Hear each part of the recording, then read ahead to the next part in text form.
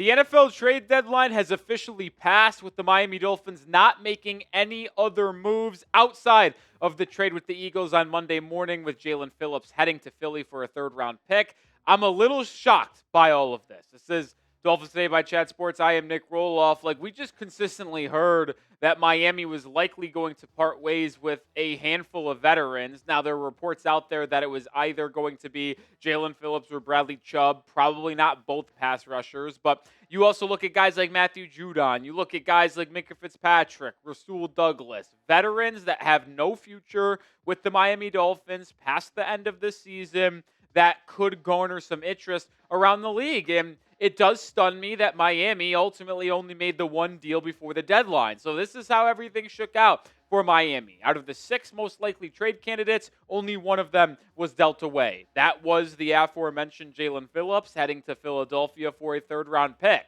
But Bradley Chubb stays, Jaylen Waddle stays, Minkah Fitzpatrick stays, Rasul Douglas stays, Matthew Judon all stays. And I didn't expect Judon or Douglas to have crazy interest, but I did expect one of Minkah or Chubb to be traded, just like many other NFL insiders and analysts believed as well. But this is the full Dolphins trade deadline. Grade it for me down in the comment section, A, B, C, D, or F. I'm giving the Dolphins trade deadline a C. I was heavily disappointed by only trading away one veteran in Jaelan Phillips. But I do like that trade. I think trading Phillips and getting a day 2 selection was a very good and smart move by Miami. I actually applauded Champ Kelly for making that deal, although some people didn't like that trade because they converted some of Phillips' money into a signing bonus, which spans that across multiple years, which means there is a little bit of a dead cap hit for Jaelan Phillips next year, but it's not going to be anything significant, less than, I think, $2 million at this point, with some of that money being this year, of course. But this being the only trade, shocked, disappointed. I thought you could have maybe got a third-round pick for Minkah Fitzpatrick. I thought you could have got a 4th or 5th for Bradley Chubb, but probably closer to a 5th-round pick.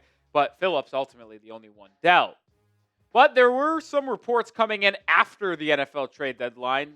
One from Adam Schefter saying that Miami got plenty of calls for both Jaylen Waddle and Bradley Chubb, but Champ Kelly elected not to make any other deal and hold on to them both. And we're going to talk about Jaylen Waddle more in depth here in a second. I think it's the right decision holding on to your young wide receiver one, but I do believe it was a mistake and a miss not trading Bradley Chubb or Minkah Fitzpatrick. Let's just call a spade here. Both of these players are not going to be on the Miami Dolphins a year from now. They just aren't. Bradley Chubb's got a $31 million cap hit next year. Minkah Fitzpatrick is a 29-year-old veteran who doesn't want to go through a rebuild with the Miami Dolphins and has no guaranteed salary of his $15.6 million next year. These two guys aren't going to be here unless they're on revised, restructured contracts, and I don't forecast that with a new regime due to the rebuilding nature of the organization.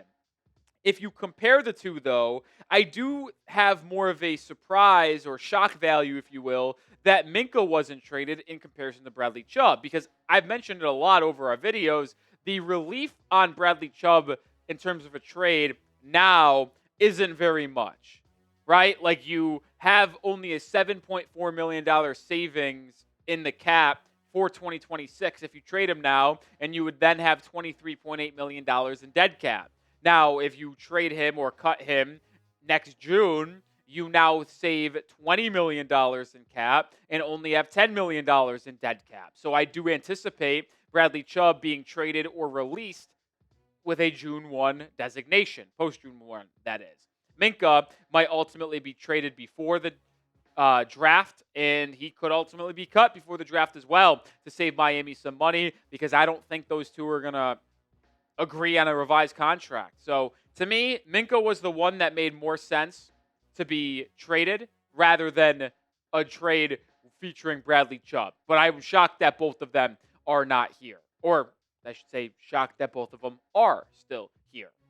Make sure you do subscribe, because with the trade deadline passing, our content will slow down. We're still dropping 2 videos a day. We're live on Thursday, live on Sunday for the Dolphins-Bills game as well. Subscribe and join the family, as we'll keep you updated on everything Miami Dolphins. So after the trade deadline passed, let's take a look at where Miami stands with its draft capital heading into the offseason. Miami has 8 total picks heading into the offseason. They could obviously add or subtract some via trades before the NFL draft and around free agency. But Miami has a first, a second, 3 third-round picks, a fourth, a fifth, and a seventh. They do not have a sixth-round pick due to those trades they made for Darren Waller and the one with the Steelers this offseason. But I like where Miami's at. I wish they would have added a couple more picks by trading Minkah or Chubb to get 10 total selections in this upcoming draft. But having 5 picks inside the top 100 is very enticing.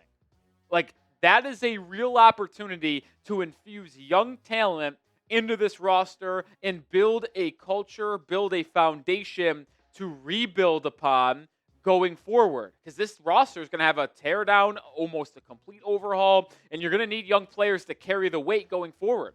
Well, having 5 picks inside the top 100 makes me a little more optimistic than I usually would. You could also package those third rounders to potentially move up in the draft. Like, who's saying Miami can't package 2 of those third rounders from maybe Houston and Philadelphia to go acquire a second round pick in the 50s? And then you would have 4 picks potentially inside the top 65 with your third round pick likely being really high. It gives you a lot of different avenues to grab young talent from this draft in April.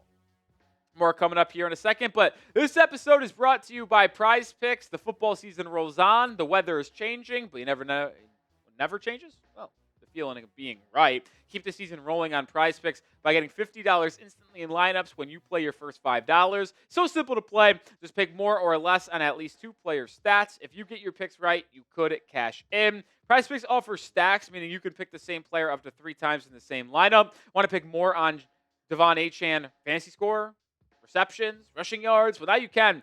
All in the same lineup, only on PrizePicks. I have an entry for Thursday night. More than Bo Nix completions, more than Ashton Jeanty receiving yards, and more than Brock Bowers receptions. 3-player entry there. You can join me. Download the PrizePicks app today. Use code CLNS to get $50 in lineups after you play your first $5 lineup. That's code CLNS to get $50 in lineups after you play your first $5 lineup. PrizePicks. It's good to be right. I do want to talk about this report as well here. Jordan Schultz reported that Jaylen Waddle was a name that the Denver Broncos and other teams reached out to and looked to potentially make a deal for before the trade deadline passed on Thursday afternoon. It was reported from Ian Rappaport and Adam Schefter that the asking price from Miami was likely going to be a first-round pick and some more draft compensation, and ultimately the asking price was a little bit too high for opposing teams. And this is the right decision, in my opinion. Jaylen Waddle is 26. He's had 1,000 yards in his career every single season but last year. Without Tyreek Hill in 22 games, I believe he has 1,500 yards, 150 receptions, and 8 touchdowns. Like, Jaylen Waddle, I think, is one of the most underrated wide receivers in football. And I don't think that's a biased thing to say. This guy's got unbelievable speed. He is a good route runner. Yeah, there are question marks about his hands. He does struggle with drops at times, but you don't find many players in the league that have the blend of speed and route running that Jaylen Waddle has. With him being 26, he's under contract for 3 more seasons. He already has signed an extension. The cap number this upcoming year in 2026 is not big. It's 33 and 37 and 27 and 28, which isn't bad for a player of his caliber. Like, I'm not trading him unless you get offered an unbelievable package. Like, if you're offered something the Jets got for Quinnen Williams or Sauce Gardner, which we'll talk about here in a second, yeah, you probably should take that deal. But if a team isn't offering you a first and a second for Waddle, then yeah, you made the right decision by not trading him at all. Be the GM, though, would you have traded Jaylen Waddle? I have no clue what teams offered. I don't even know if we got offered a first-round pick from opposing teams. But we know that the Dolphins wanted first and more. Let me know your thoughts. Would you have traded him at the deadline? Before we sign off here on this episode, I do want to talk about the New York Jets because they are the talk of the town and obviously the biggest Dolphins rival inside the division. So all of this impacts Miami a ton, and we'll probably break this more down in depth tomorrow morning on a video, so stay tuned for that. But the Jets went for full fire sale mode. I mean, they did what a lot of people thought Miami might do with Waddle, with Devon Achane. The Jets traded Sauce Gardner, their best player on the team, to the Indianapolis Colts, for 2 first-round picks and wide receiver Adonai Mitchell. Got a first-rounder from Indy in 2026 and 2027, but then they didn't stop there. They traded their best player in Sauce Gardner, and they traded their second-best player in Quinnen Williams. You could argue Garrett Wilson's in there, but I think Williams and Sauce are their top two guys. They got Mozzie Smith, a second-round pick this year from the Dallas Cowboys, and a 2027 first-round pick that is going to be the best between the Packers pick and the Cowboys pick. Cowboys own that Packers pick via the Micah Parsons trade, so it's the best there. So the Jets just loaded up on future draft picks. Over the next two NFL drafts, 2026 and 2027, they have 8 selections in the first 2 rounds. It's actually kind of absurd. They have 2 first-round picks this year, their own in Indies. They have 3 first-round picks in 2027, their own Indies, and then the best one, a.k.a. the one closest to number 1 overall, between Green Bay and Dallas. Plus, they have their own second-round picks, and then Dallas's 2026 second-round pick. Like, I just don't think we've seen a teardown like this one in a very long time.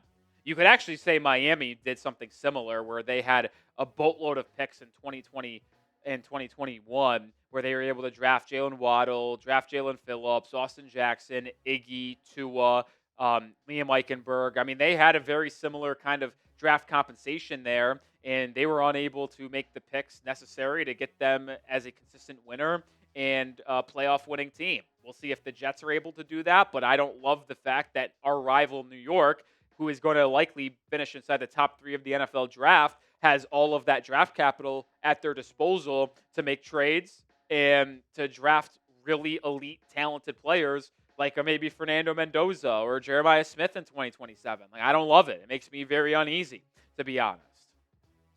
Rounding out the show with this. Final conversation on today's show. One thing is clear. The man you see on your screen right now is interim GM Champ Kelly. He cannot be the full-time GM hired in January. Kelly was the interim GM for the Raiders. He's the interim GM for the Dolphins. He should not be employed for the Dolphins at the GM position in January. He just can't do it.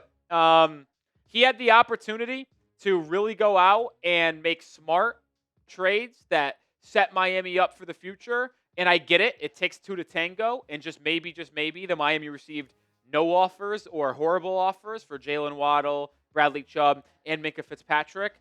But did it not feel like Chris Grier 2.0?